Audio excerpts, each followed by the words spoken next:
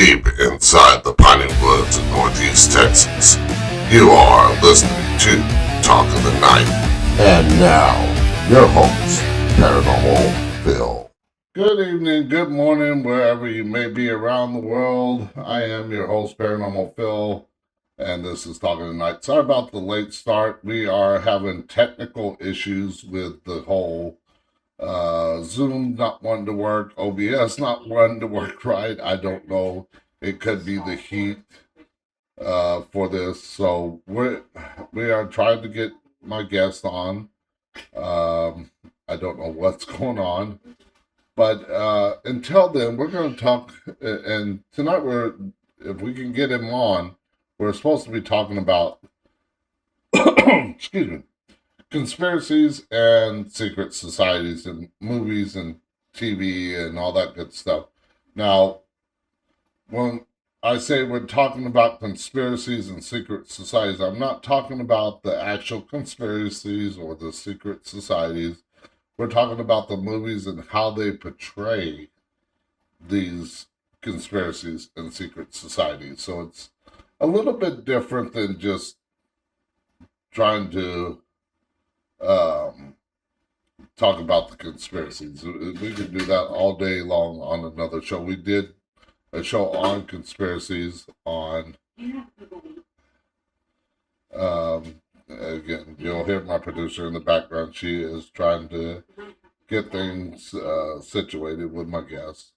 But anyways, we're going to talk about on Friday we talked about conspiracies, and we talked about AI is the AI takeover here. And we got into some films in that live stream. So we are going to talk about maybe not so much those films that we talked about in that, but we might. Now, I'm going to bring up, because I do have some movies and I want to talk about them, and I'm going to ask him about them if we can get him on. But some of the conspiracy movies and everything like that, and secret society movies, the Philadelphia experiment, which was a conspiracy theory up until they announced it, was actually true. National Treasure, both 1 and 2.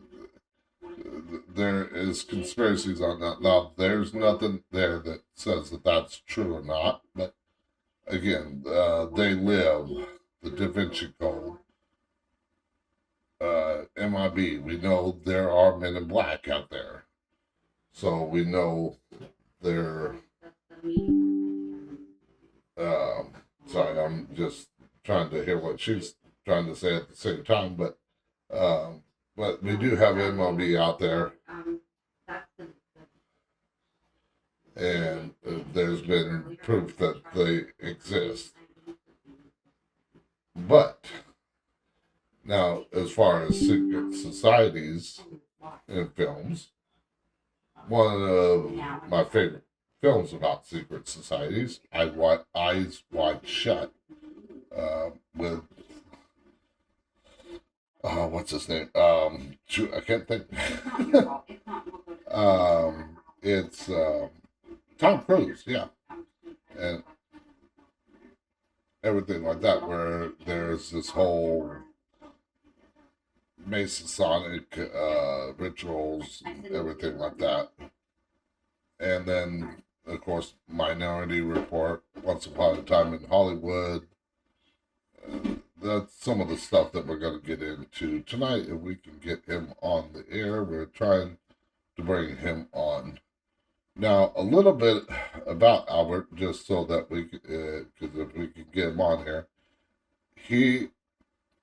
I think said that he's a retired freelance writer, but according to his thing, it says he currently, I don't need to see the OBS unless you decide that, you're doing the YouTube, okay. Never mind.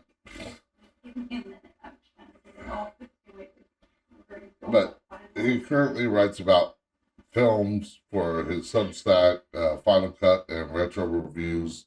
He does film reviews on his stream, sneak reviews on Note, NOTD, and has a TV newsletter on Beehive called As Seen on TV. I also heard on his one of the podcasts that he did is he worked in radio, not the kind of radio that I used to do, which is talk radio, but he was more into radio, the whole board system that controls everything. So, anyways, if you're watching live, I apologize. Something I think it's the heat because we topped out at 100 degrees, and with the humidity and some storms in the area, it just messed everything up. But we are trying to get my guest on the show, and we'll get the show going. It's going to probably be shorter because we're already 12 minutes into the show. But again, like I said, if you're listening or watching live, join the chat, join the discussion in the chat. Feel free to ask me questions or ask my guest questions when he comes on, and I will read them off of the chat and give them to him. That way he can answer them. Or until we get him on, feel free to ask me questions. Now, I do want to mention we do have a contest going on where if the next 50 people that subscribe to the YouTube channel can enter for a chance to win one of 3 books from past guests. All right, so I guess we got Albert on the line now, finally. You there? After the longest introduction probably in the history of your program, I'm sure. It happens. It happens, now, trust me. Yes, that's the thing about live radio. That's right. I'm currently on the X-Files tour, as I call it. So, because I've been doing Into the Paranormal, great show. I did a couple episodes of that, and now I'm here on Talk in the Night. Yeah, so I call it the I don't know if you've ever heard of Coast to Coast AM. Well, that's why I called it the X-Files tour. I would call it the Coast to Coast AM tour, but I like the X-Files tour because you call yourself the Paranormal Phil. Yeah. I used to call myself, because I was an X-Files fan, I used to call myself the non-smoking man. So, fair enough. Yeah, anyways... let's get started. I'm not conspiratorial, but it's easy to think that there was some force or some group or some organization behind this delay. Folks, there wasn't. Oh, trust me, I believe it. I've had issues with shows where I'm talking about this kind of conspiratorial stuff and things go haywire. Well, it's interesting. Before I move on, I was on a show called The Ocelli Effect years ago. I think 2015. I think it was the first time I was on the show. And I was talking about, I'm sure you're aware of this to some extent, the Inslaw affair and the octopus and the death of Danny Casolaro. And I, at one point, was kicked off the air, technically. I was on talking with the host. Then all of a sudden, when I heard it on YouTube later on, it was almost like some kind of, I don't know what kind of sound it was. It was something. And the next thing I knew, I was off the air. I had to call back and finally got back on the air, thank goodness. But I've had a couple of times where I was mysteriously kicked off the air on a couple of shows. I would just chalk it up to technical reasons, but you never know. Yeah. That's what happens, I guess, when you talk in the night. Well, I mean, when, like I mentioned, Coast to Coast AM, I got my start with listening to Coast to Coast AM and the late great Art Bell, Mhm. and that's Yeah. what got me interested in doing talk radio. And I spent 30 years in the paranormal field, so I figured I can talk about this stuff and I can do radio. And it took me a while to learn, but I did it like for 10 years before I finally took a 4 year hiatus, and then I just recently brought it back last month.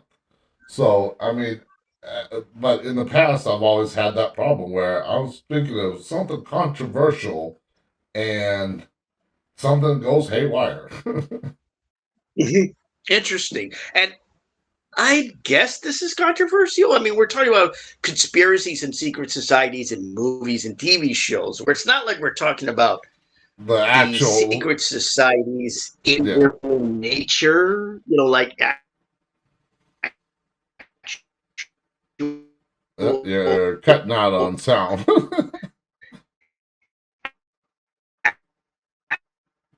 actuality in the real world. Or I guess with the REA. Interesting, but you never know. Like I said, you Oh, never know. Like I wait. said, I We got like I double told you, sound. I had a couple instances where I was knocked off the air. Ooh, weird night, isn't it? It A is. weird night. All right. Yeah, yeah. Let's get into it. It's a So very tell, coast to coast with Art Bell type of night. it is. Uh, All right. isn't So it? Isn't it? Yeah. tell the listeners and viewers a little bit about you, so they can get to know you. All right. I'm a former freelance journalist, former and writer, a former print journalist. I was a print journalist and freelancer for 22 years, wrote for a variety of newspapers and magazines, including for Honolulu Weekly, Pacific Business News, Asian Week, Hawaii Film and Video. I was also a film reviewer, online film reviewer mostly, for a film website called Ain't It Cool News. I covered film festivals in my home state. I did that specifically as a reviewer for 8 years, continuing on from when I was doing it largely as a journalist. The larger context, I did film festivals 15 years. So, specifically as a film reviewer, 8 years. And I was a film reviewer 8 years. And so, like I said, journalist, freelance writer, also had been a ghostwriter for over 10 years and retired after 22-year career in 2017. Wrote a blog on medium.com, which was about news and current events, or I should say media and current events. And then went to Substack and set up a couple of Substack newsletters there. Got back into writing about films. So I did Final Cut, which you can find at allanier.substack.com, and final Substack / retro review, which is movies from the past that I review. You can find that at thumbsdown.substack.com. And I also just created 2 new newsletters, one on Noted, NOTD, which I do film reviews as well. It's called Sneak Reviews. It's a stream there. And I'm also on Beehive, but I do something a little different on Beehive. I deal with TV shows. Now, I used to be a film critic, but I'm not a TV critic, never was a TV critic, never was a TV writer. Um, just as a TV viewer, somebody watched TV shows. So I have a newsletter on Beehive called As Seen on TVs. I have a couple of articles there. People can go to Beehive to check that out, and they can also go to Noted to check out my brand new, fairly new stream called Sneak Reviews. So movies at Noted, NOTD, and TV on Beehive at As Seen on TVs. And Now, so that's what's keeping uh, me busy. Also, podcasts. I'm finishing on my podcast, Final Cut, which was in the title of this mhm. episode. I'm going to be finishing out that this month, and I've done that for 3 seasons or so.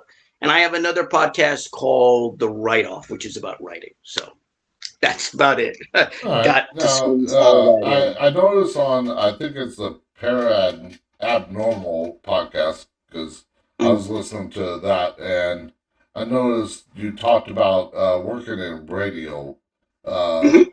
and I noticed it was more on the control board side of things than Mhm. what I do, basically. Right. I was a board op.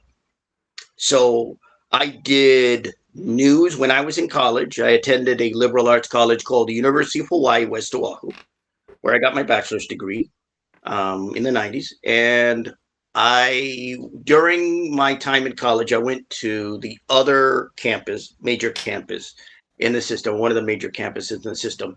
I went there to work for their radio station. It was a volunteer job, but it was a radio station, KTUH, and I did news there. So I anchored the news there for my junior year. Didn't go back my senior year, but and then when I got out of college, when I graduated, I worked for an oldies rock station as a board operator. I was playing oldies rock music, Beatles, Stones, Doors, Birds, all kinds of classic rock and classic pop music. And so I was in radio commercially and then in college. So most of my time was in college, but both college and terrestrial commercial radio. So ex board up, ex radio guy. So you did that before you got into writing, or was it? Yeah. In fact, actually, I was looking for radio work. I wasn't intending to be a freelance writer. I was looking for another job in radio. And to be brutally honest, I could go back to radio now.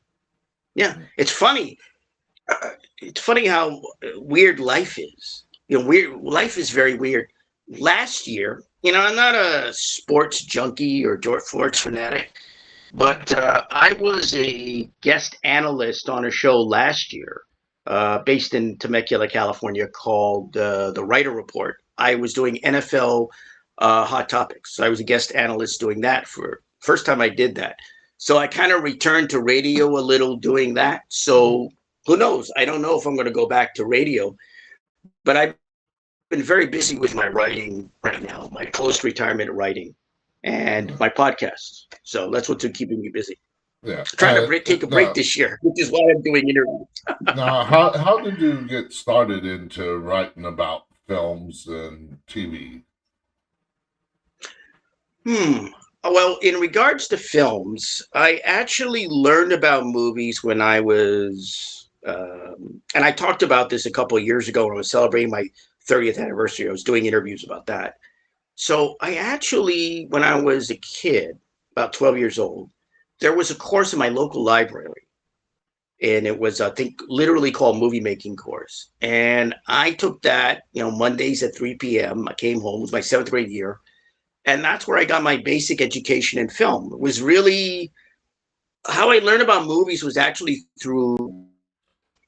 So I learned the storyboard, I learned the shot list, learned a little editing, little lighting, basic filmmaking.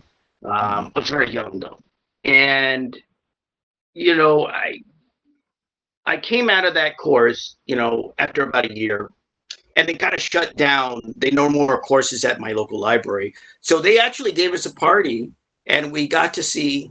I don't know if I should admit this, but I have already. I saw a bootleg version of E.T. at the time. Now this is 1983, so E.T. was not out on video yet. Got to see E.T., but I had seen E.T. in the theaters. So, and so the problem was that I didn't have any access to film and video equipment. So there was none at home. My parents didn't have any. There was nothing in the family. So what I wound up doing was I ended up attending the local film festival in my hometown. I think when I was 15, I was in high school. And so if the course I took when I was a kid was like undergrad film school, this was graduate film school. You're getting to meet filmmakers, you're watching movies, that's how I treated it. And so I ended up going to college, as I mentioned, UH West Oahu. And I was going to the festival through college, And once I got out, I became a freelancer. And after I'd done radio, I ended up a freelancer. And I needed another, I had turned in an article that I wrote for a local newspaper. And I needed another article. I need some idea because you're always got, you can't survive as a freelance writer and a journalist unless you're constantly either pitching or getting assignments. And so I'd attended my local film festival and I went, why don't I just cover that film festival? I've been there. I've gone to films. I know a little of the score because I've been there. And so I pitched it to this newspaper I was writing for, this suburban newspaper. They liked it. And that's how I ended up writing really about movies. I started out writing features about really feature coverage of the local film festival here in Hawaii, the Hawaii Film Festival. And that's, I did that, like I said, 15 years basically, including being a film reviewer, online film reviewer. So I started out writing about movies really by covering the local film festival.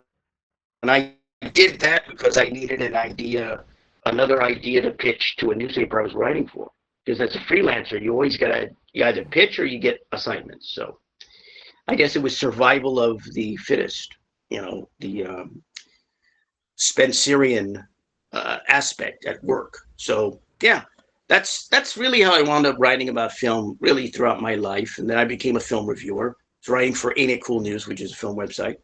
And then I stopped in 2010. I stopped attending film festivals because I was kind of burnt out. And I stopped writing about movies. And I came back to writing movies in 2024 when I founded Final Cut. And then last year I spun off a section called Retro Review, which is how Final Substack came about. It's a review Substack that I do. So I've returned to writing about film. So it started out really as a journalist, local journalist covering film festivals. And it's blossomed into, reviewing older movies and writing film essays now. Yeah, and of course, like me, I started doing talk radio just as a hobby. I thought, okay, I can talk about the paranormal. I got plenty of knowledge on it, and I figured, it's just something to do. And it blossomed until where I was doing it 5 days a week, 2 hour shows a week, and I was working basically 70 hours a week doing everything by myself, all the board operation. I'm not doing as much now because I got a producer, but and then I think it was 2000 2022. I think I took a 4 year break, and I said I'm getting burnt out on doing radio, and then I decided that okay, I'm gonna bring. I think it was 24. I said, let me try to bring the Talk of the Night back on the airwaves. And I went to college to learn the marketing aspect of things so I could market my show better. And turns out that the course that I went to was more about filmmaking than it was about marketing. So I learned about filmmaking, and I thought, okay, well, let me try my hand maybe at filmmaking. Maybe it's my turn to write about horror films, or because horror films are my thing. I got 2 short horror films out on YouTube. I got 2 full length horror movie screenplays ready to go when I can get somebody to film them for me. And then of course I got a full length documentary on kind of conspiracy things. So I learned about filmmaking, but because of my disability from the military, I could the course would want me to hold the boom mic and for long periods of time, and I know how working on a set can be because I'm in.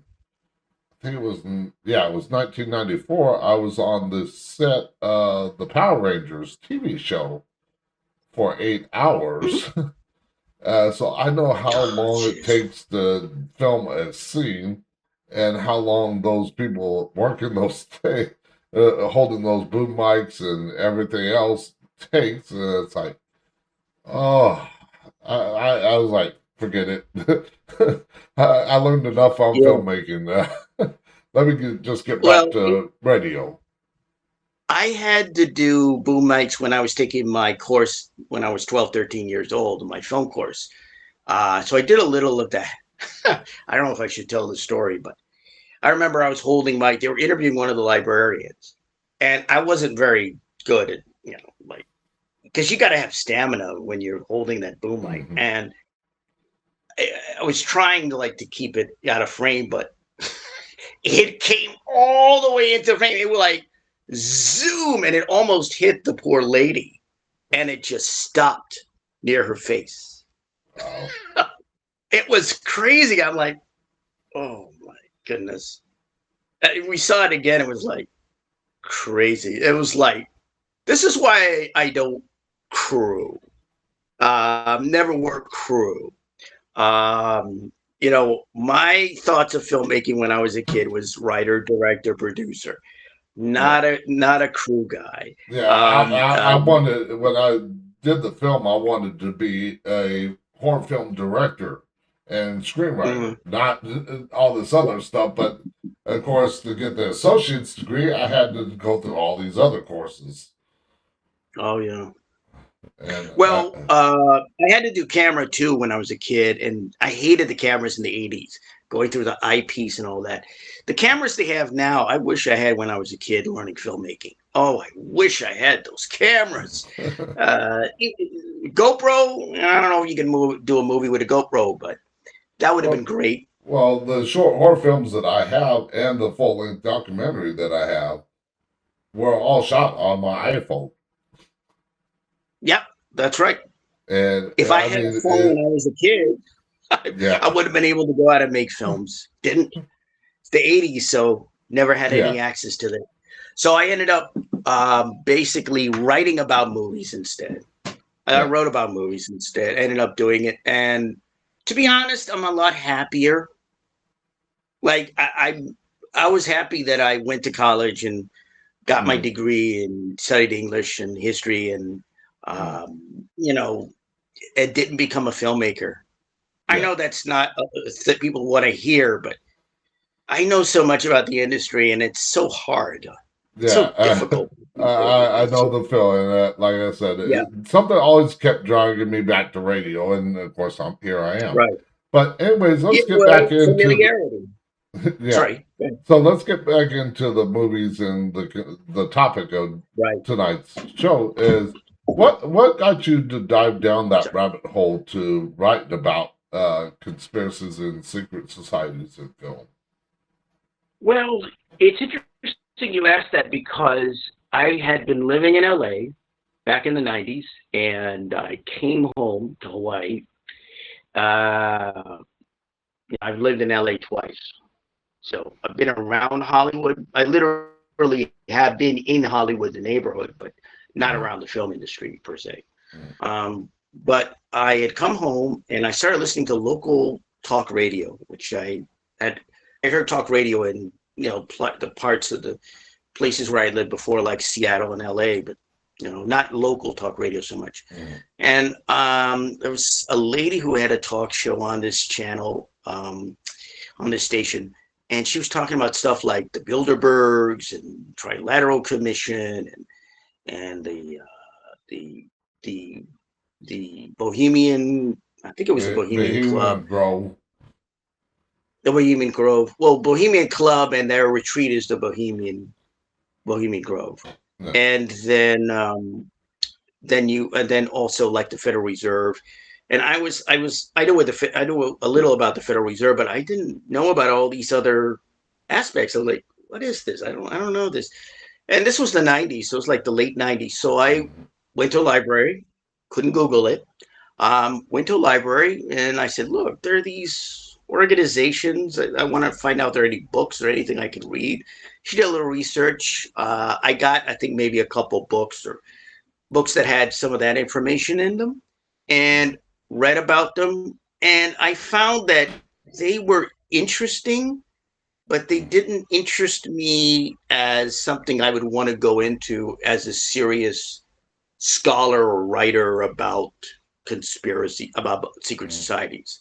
So they were interesting in a sort of entertaining way, which came in handy because in 1997 I saw the movie Conspiracy Theory, and what I realized when I saw this movie, the Mel Gibson movie, obviously, I realized that I knew all about these conspiracies and all these things that Jerry Fletcher, the character that Mel Gibson plays, was talking about, and I'm like, this is what I realized was I got fascinated with the idea of conspiracy in movies.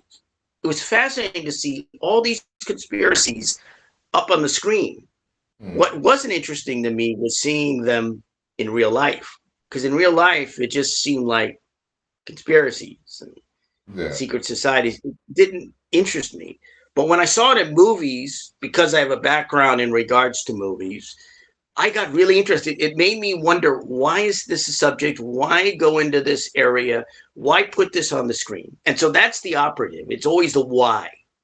So when I talk about conspiracies and secret societies, it's always in movies. Why? So I actually am coming back to discussing it. I talked about this 15 years ago, actually. I was interviewed about it years ago. And then because I get interviewed about a great many things over the years, on shows, because I've been interviewed for, I don't know, 15 years on shows. I ended up kind of moving on. That's the way I am. It's like a cycle.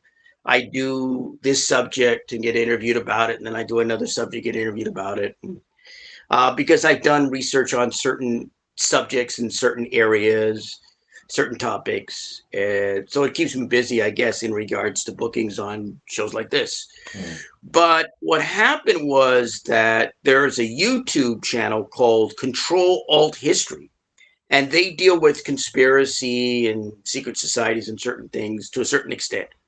And they were doing videos, I think they still do videos about conspiracies, conspiratorial movies based on real events or some real aspects. And I saw a few of those. I had made a suggestion to the host about one movie. I think I suggested 3 Days of the Condor, one of my favorite Robert Redford movies. And I kind of realized, I used to talk about this kind of stuff years ago. I'm not, well, I write about film now. Why not? And since I do things that are film related and I'm interviewed mostly about movies, that's what I've chosen to do because film is the specific area that I concentrate on. Yeah. I thought, why not talk about it? And so that's why I've talked about it. So I've been on at least one other show talking about this. And so that's why I'm talking about it now is really watching Control Alt History. And watching that YouTube channel got me interested in talking about it again. Yeah, because like last Friday, or this past Friday, I was talking about the AI takeover. Is it here? This Friday, I'm talking about the end of money and freedom. And I kind of delved down that conspiracy road, but like as you said, you delve more into films, and I want to talk about some films, and I want to get your take on these films and talking about how they what your thought is the movie versus the actual conspiracy, if you will, on it, like the Philadelphia experiment. Right. Now, that's interesting with Philadelphia experiment because initially years ago, I remember when it came out, I was a teenager. I thought the Philadelphia experiment was fiction, like the movie was fiction. And I heard over the years that it was based on actual experiments. And unless I see documents, unless I see verified information, I'm not going to say absolutely, but it's certainly plausible and logical that teleportation would be an aspect that the US government had looked into, because they've looked into such stuff like remote viewing, getting these psychics together and getting them. And this has been done through government auspices. Yeah. MK Ultra, which is mind control, right? Yeah. People in the psychiatric version, psychological section of the company, which is the CIA, dealing with this. And it's funny, the movie Conspiracy Theory does kind of deal with MK Ultra to an extent with the Jerry Fletcher character and Dr. Jonas character, who was played by Patrick Stewart. So, yeah, Philadelphia Experiment was something I thought was fiction until years later I went, yeah, it's logical. I mean, it makes sense. Why not have the ability to move objects through some kind of energy displacement method? Yeah, It and of makes course sense. with everything, like look at how long it took for like them to finally acknowledge Area 51 was Right. real. Well, yeah, but are they going to acknowledge that Area 52 is real? Yeah, that might be another 30 years down the road. That's right. The Tonopah training, I think training site or something like that. Yeah, Yeah, they'll talk about Area 51, but they won't mention Area 52. yeah. I wonder if the Janet flights go there too. Just I curious. haven't looked into that. I might have to, but anyways, let's talk about some other movies that have to do Mhm. with conspiracies. Yeah. Like,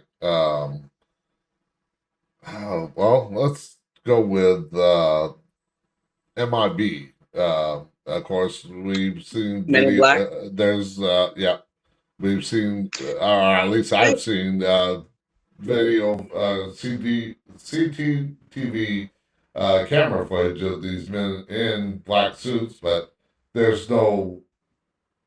I mean, they had a weird look, but it could be artifacts from the camera or something else that made them look Right. weird. But is Well, I believe that's there a is the MIB You in. believe there are MIBs. See, that's an area. See, here's the interesting thing about MIB. That's a movie that's very entertaining, very well done. And that's an area where you take a phenomenon like MIB, which is debatable and questionable, and you turn it into something very kind of high concept for Hollywood.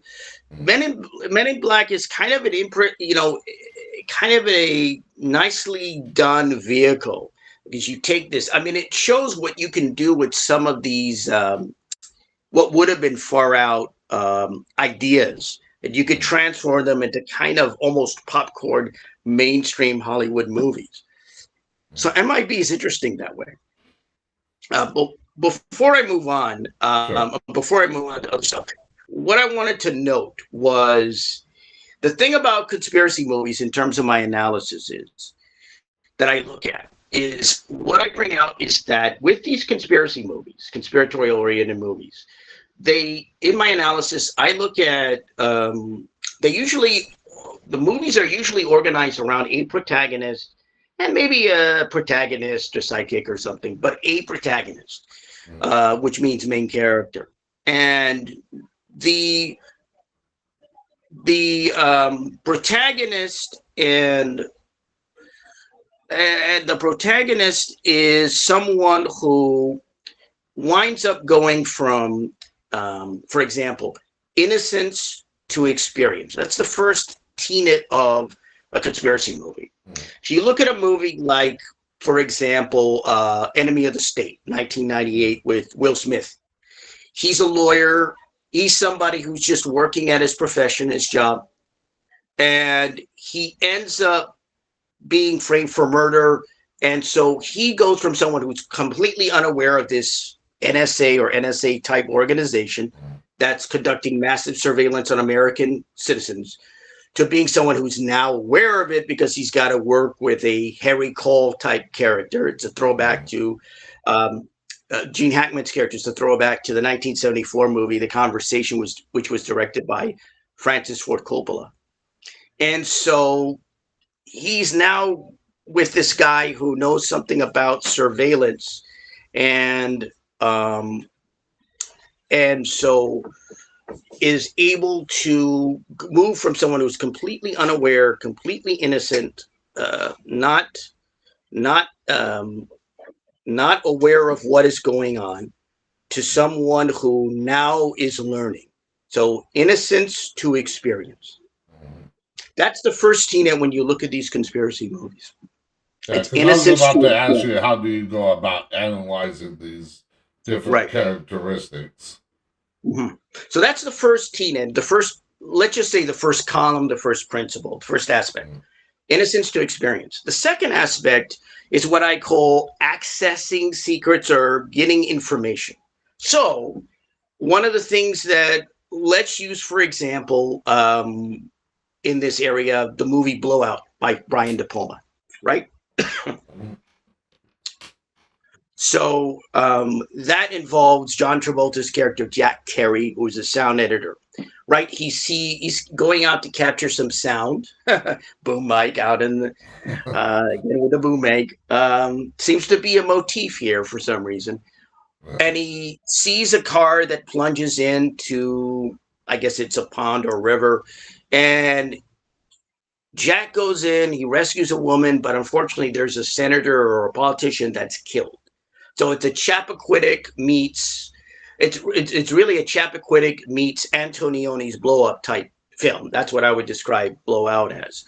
And so what Jack Terry has to do is he has to find out what's going on. Obviously, that you have people like the John Lithgow character in Blow Up who are assassinating people on behalf of political forces. So Jack Terry uses his skills. That's another aspect. Usually, a protagonist has some kind of skill. He's got some kind of ability. I had mentioned that, the character in, I think it's Robert Clayton Dean in Enemy of the State is an attorney. You have I'm sorry. You have Jack Terry in Blowout. He's a sound editor. So there's skill, but these are people that are finding out what's happening. So there's usually an access to information. Again, they were innocent before. They're now experiencing problems because they're on the run. In the case of that character, Robert Clayton Dean, which would be Will Smith's character, he's being framed. You have the Jack Carey character. He's trying to keep Nancy Allen's character safe because they're trying to kill her. The political forces are trying to kill her. And of course, it's about accessing secrets and information. So he's trying to find out what's going on with it. That's another tenet and hallmark, another principle of this. The third aspect and final aspect, I would say, is opposing and fighting whatever shadowy forces are out there, right? Mm. So that's a real important thing. And in that regard, I will turn to 3 Days of the Condor, which was directed by Cindy Pollock, stars Robert Redford. So you have this guy who's a reader with basically a CIA, what I would say a CIA-backed firm. It's very interesting because this is a guy who just reads books all day. His Joe Turner character is a reader. And from what I understand, the actual company and CIA actually bought many. You had a guy working at the CIA in the company actually buying books and using, going through these books to find out, is there anything that could be referencing intelligence agencies or the company or anything else? So you have Robert Redford's character in 3 Days of the Condor. This guy is on the run because an assassin, remember Blowout, you have assassin trying to kill Nancy Allen's character. You have an assassin that's come in and killed all the people in his office. So he's the only one, and he's on the run, and he's trying to survive. So now he's got to deal with these forces within the company that are trying to, or should I say, they're trying to terminate him with extreme prejudice.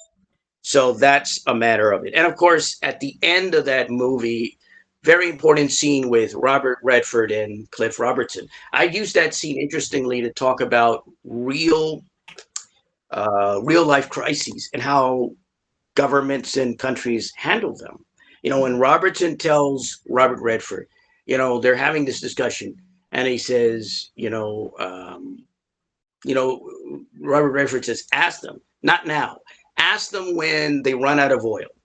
Today it's a crisis. Could be plutonium, could be oil, could be anything. You have to understand when to do things and when not to do things. And Robert's telling them, ask them, not now. when they haven't had enough to eat, when they're down and out, they won't want to ask. They'll just want us to go out and get them.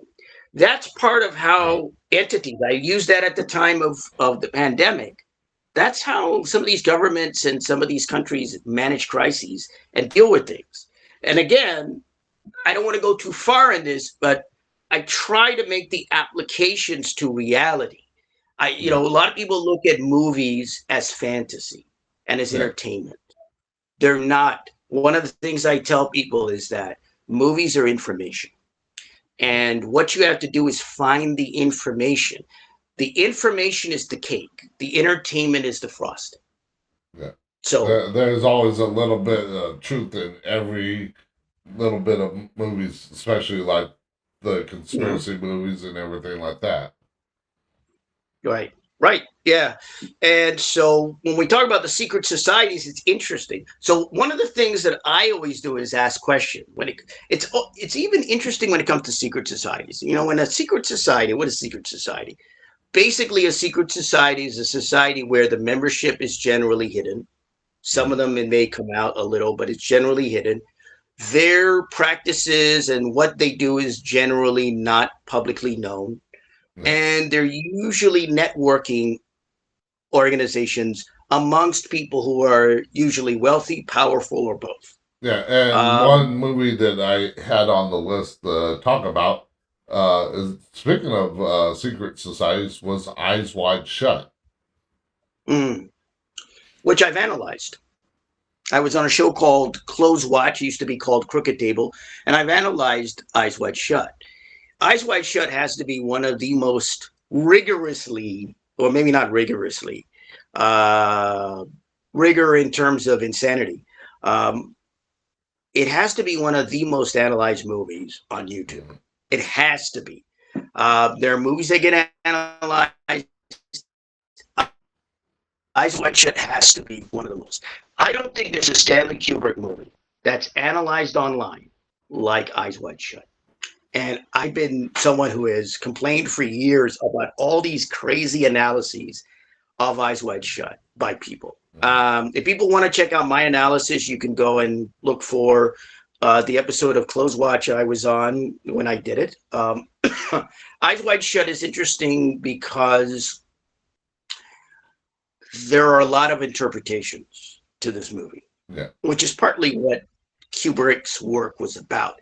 Kubrick's work was not about handing you a complete, in a way, Kubrick's work was not about handing you a cooked dinner. It was about Kubrick giving you the raw food and saying, go cook this for yourself. Yeah. David Lynch is another one like that. And so when you look at Eyes Wide Shut, what I've said about it in the past, to briefly mention, is it's really kind of two films in one. It's a movie kind of about the domestic situation between Tom Cruise's character and Nicole Kidman's character. And then you have this kind of very intense, riveting thriller. And that's where you get into the Somerton mansion and all of that. So I feel it's like two films in one, joined together, but two films in one. Now we are coming up. We're going to run a little extra longer just because of the delay, but there's a couple of things on Final Cut that you have up there that have to do with conspiracies, and I wanted to get your what they're about. Executive inaction and a conspiracy of one, why the Truman Show is really a conspiracy film. Thank you. Thank you for mentioning that. Those are essays I wrote. The first is about JFK, Oliver Stone's 1991 film. The second is about the, I think, 1998 film, The Truman Show. So what I argue about JFK, which I think I'm probably the only one to do, is that JFK is not really a pure conspiracy film. It's not really a movie about conspiracy. People think it is, but actually it's a speculative movie. The real conspiracy movie is not JFK. It's a movie called Executive Privilege with Will Gere, Burt Lancaster, Robert Ryan. I think Dalton Trumbo was one of the writers. Mark Lane, who had done Rush to Judgment, was a consultant on the movie. That's the true conspiracy movie in regards to the JFK assassination. I highly recommend it. But the JFK is really a speculative film where, in a sense, it's really a trial movie. Even though there's a trial near the end of the movie, it's not really seen as a trial movie. It's actually a legal movie in a sense, because what they're doing is they're making a legal case, because they're presenting Jim Garrison, who had actually looked into the Kennedy assassination via prosecuting Clay Shaw, who, as it turned out, had worked for the CIA. But people didn't think he worked for the CIA, but it's a whole other story. So I argue that actually JFK is not a real conspiracy movie. It's just a very good political thriller. When it comes to the Truman Show, that's interesting, because the Truman Show is actually this serious kind of drama, satirical, somewhat a dramedy. And my argument about the Truman Show is that it's fundamentally a conspiracy film, because the conspiracy revolves around Truman. And it's this conspiracy of these actors on a show that is about him. And it has all the earmarks of what conspiracies do to people. They are unaware at first. What did I say? Innocence to experience. Then, of course, you access information. You start finding out things. Truman starts finding out things. And then finally, you start opposing and fighting this. What does Truman do? Gets on the boat near the end and heads out in the water, and they try to drown him with a huge flood. The production of the show. So when you think about it, all the earmarks of a conspiracy film, but it's not thought of that way. And I thought about Truman and I thought, this is really a conspiracy film, but nobody sees it that way. Yeah.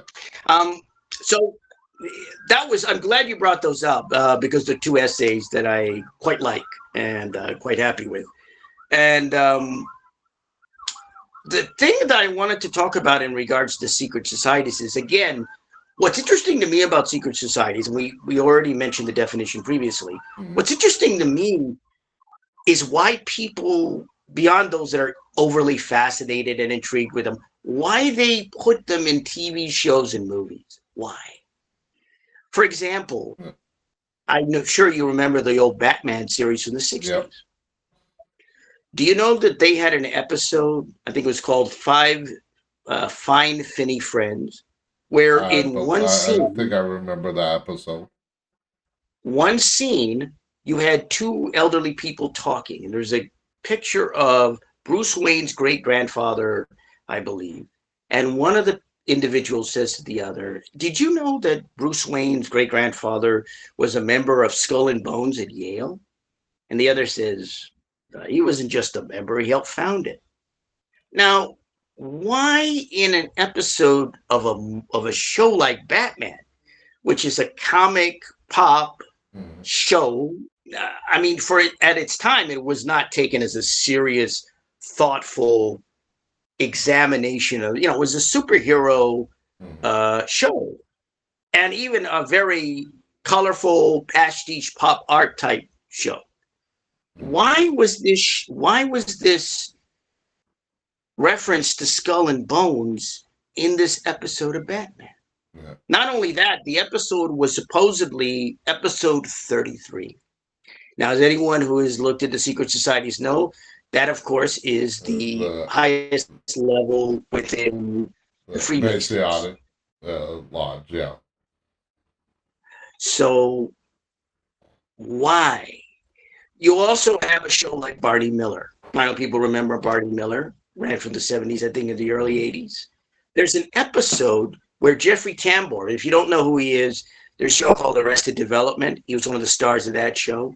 He's been on a number of other shows and movies. But he is brought into the station because it was a cop show. And they said this guy went to the Trilateral Commission and tried to wreck the place. And this guy talks about, and you see this. Now, this guy talks about the 1980 Republican convention where George Bush became the vice presidential nominee instead of, there was this talk about Reagan and Ford running as a ticket. But that didn't happen. And he talked about John Anderson, who was an independent candidate, right?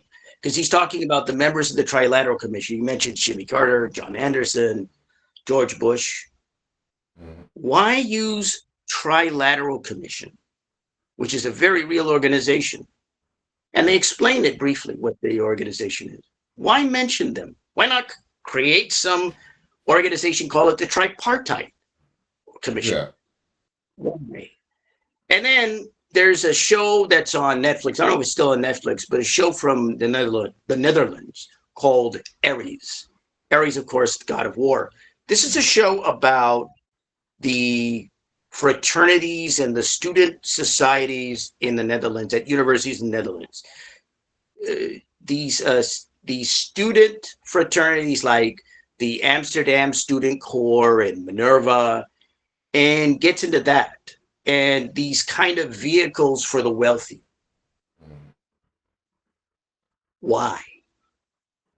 See, why is interesting? Why are these aspects in these shows? Why talk about these institutions? Why talk about these secret societies? Yeah, Very and interesting. speaking of shows and everything like that, and this is one of the last questions I want to ask before we get out of here, is like The Simpsons. We know that they kind of predicted like Trump coming down the escalator and all this other stuff. And there's so much speculation. Are they time travelers? Do they have that special knowledge that nobody else does? And I wanted to get your thoughts on that. It's interesting with The Simpsons because I've never looked into The Simpsons, but I know as a former journalist and as a writer, there are things that you find out about that don't become public until much later, but you become aware of them. I mean, there are things that I know about celebrities that have come out until much later in the major media and the so-called mainstream media and the press, other kinds of press. I mean, I was well aware of who Mel Gibson was in terms of his personality and his behavior and some of the things he believed in way before it ever came out and before he had his problems. I was aware of stuff about Trent Lott, who was a Republican politician, member of Congress, and some of his sort of racist views, or nearly racist views, if you want to call it that. I was aware of certain things, and I'm aware of certain things. You find out about certain things when it comes to certain celebrities or certain figures, but they don't become public. And I think in a place like Hollywood, there are a lot of things, because that's in LA, there are a lot of things that are known but are not spoken of. Yeah, And that's well, what people I have to grew up in understand. Riverside, so I was about 60 miles east of Los Angeles, so where I grew up. Right. So that's what you have to understand. You know, you also have to understand that sometimes, you know, even with the internet and everything, things don't always come out right away. They take time and they're held back. You know, in the old days when it came to Hollywood, you had people at the studios that were fixers. At MGM, you certainly had them. And their job was to quash and squash anything about their major stars and about their contract players. They get into trouble, you make that trouble go away. So that's what you have to understand. All right. Well, I want to thank you for coming on the show, and tell the listeners, viewers, where they can find out more about you, Final Cut, and everything. I know you mentioned it at the beginning, but want to give them a chance to hear it again, just in case they tuned in late. Right. So I would say if you want to check out my latest newsletters, check out I've done a few articles already on As Seen on TV's at Beehive. In fact, I have an article there about the show Seinfeld, which is at As Seen on TV. I'm not a TV critic, but I play one on TV. quite, but it sounds good. So you can go to As Seen on TVs at Beehive. I have a couple of articles already. I'm also on a platform called Noted, Notd, and I have a stream there called Sneak Reviews, which are film reviews of movies from the past in general. So variety of reviews there. You can go to Noted and check out Sneak Reviews and check it out. There are at least a couple of free ones. If you want, you could pay for some of the others. That would be gladly helped. Same with, I Yeah, guess, and if you can send me those links for Beehive and As Seen on TV, because I don't think you sent me those. If you can send me links to those, I'll add them to the Talking Night website, and that way people can check out the link, because I do have the Substack on there and a couple of the podcasts that you've done. Right. So getting to the Substack, I'll see if I can do that. I'm not very good with links, but when it comes to Substack Final Cut, you can find that at Al Lanier. That's ALLANIER.substack.com. That's my first film news stack. Substack. And my second is all about reviews. So reviews of not simply movies from the past, but not as well known or obscure, sometimes fairly obscure. And that is thumbsdown.substack.com. That's thumbsdown.substack.com. And that's Finals Substack /retro review. So you can go there, check out my podcast. It's coming up on its final episode soon this month. Final Cut. It's also at allanier.substack.com. It's on Substack and also on Spotify. And the write-off can also be found on Substack and on Spotify. So that should be about it. Well, thank you for coming on the show. I'll have you stick around for a moment after we're off the air. And I want to again thank you and apologize for all the weird things that have gone on, but that is what happens when you talk about this kind of crazy stuff. So, if you are enjoying Talking Tonight, why not take a piece of the show with you? Visit talkingtonight.com, click hover over more, and then on Talking Tonight merch store, you can find for t-shirts, coffee mugs, ball caps. I'm going to add more. I'm going to add a new design. Of course, like I said, I got that contest going where listeners can enter to win one of the 3 books from my past guests and a t-shirt coming up at the end of August. So check out that on talkingtonight.com. Your support helps keep the conversation going. And if you want to put your business out in front of a passionate late night audience, then Talking Tonight is now welcoming advertisers and sponsors. Reach listeners interested in the topics discussed on the show.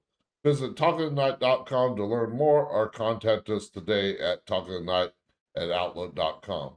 Grow your business with Talking Tonight until Friday night when I talk about the end of money and freedom. We continue the conspiracy kick. I shall see you on the dark side. Good night from Talking Tonight.